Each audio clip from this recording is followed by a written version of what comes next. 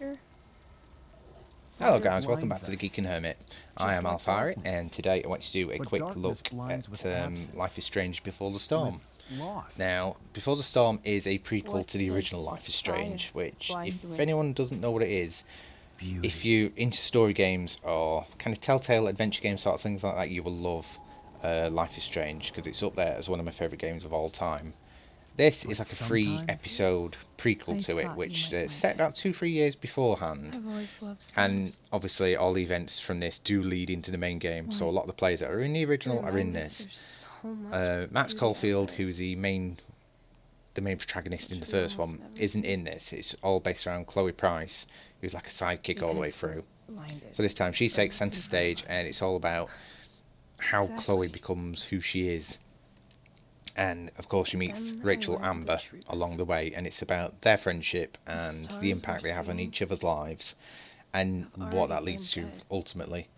If you don't know who Rachel Amber is, she's basically a girl that goes missing at the very start of the first original series and eventually unravels towards the end. I won't do any spoilers if you've not played it.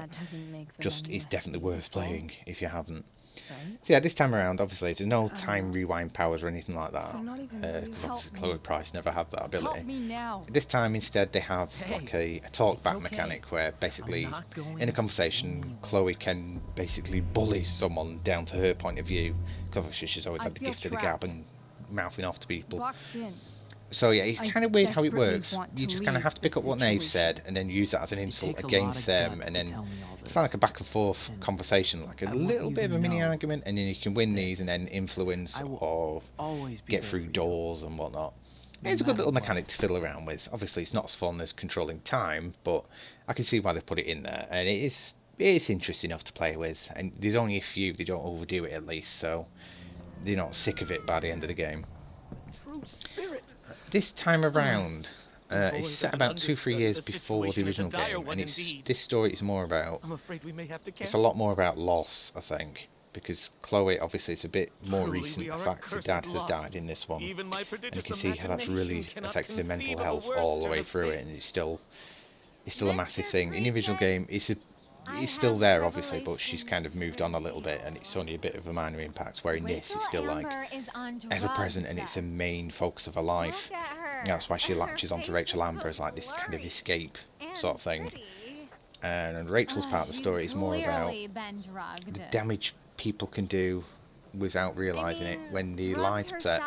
Pretty girl, really popular, seems to have everything going for a rich dad, has got an awesome job, all this, that and the other, and you think, on the outside, perfect little life, and then as you get into it, you realise she's damaged too, because people are constantly lying and manipulating her without her realising.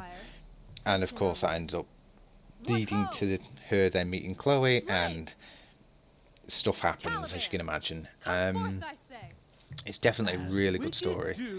Doesn't quite hit the story beats of the original, but that's just purely because it's my favourite game of all time, pretty much, nearly. It's still definitely worth a play. I really love it, and a lot of the things that happen in this do lead directly into it. Like Nathan Prescott's still in this, Victoria's still in it, is still a complete bitch, and it's just good. I just enjoyed the game. I'm trying to think of anything else I need to say really. I do love the cinematography in these games. I'm not sure if that's what you call it when it's actually in a video game, but you know, the angles and some of the pictures and some of the scenery they've got in it. Because although obviously the game engine is never going to be like top spec, it's not. These games aren't really about graphics; they're about pure story and choices. And if you see the video, you'll see what I mean. But some of the angles and shots you get, I really love them. You can tell someone that's like, someone has got a proper artist eye that's been developing these games, or got a photographer's eye, because they look amazing. Some of the shots they get. Also, this is included on the Xbox Game Pass, where I did all the filming from. It's an easy 1000 game score or platinum trophy, or if you're on Steam as well. All you need to do, instead of taking pictures this time around, you just graffiti random points, and it's dead easy because there's only 3 episodes, so it's an easy 1000 points for a platinum trophy. So there's always that to bear in mind. But definitely give it a shot, because it's a really good game. There's a few twists and turns that you didn't know about the story, and things. I played this and immediately replayed the original, because it gives you more of an understanding of Chloe, and I do love the fact it kind of, you see Chloe become Chloe that you know, because obviously in this she hasn't got the dyed hair, she hasn't gone completely OTT punk rock girl by the beginning of this, but by the end you can see how she's developed into the person she then becomes. And of course it's just interesting to actually put a face to a name with Rachel Amber, who gets mentioned repeatedly in the first game and you never really meet, so it's kind of, it is interesting from that point of view. So anyway, yeah, I hope you've enjoyed the video, guys. Let me know in any comments below what you thought. Thank you very much, guys. I'll see you later. Yeah, bye.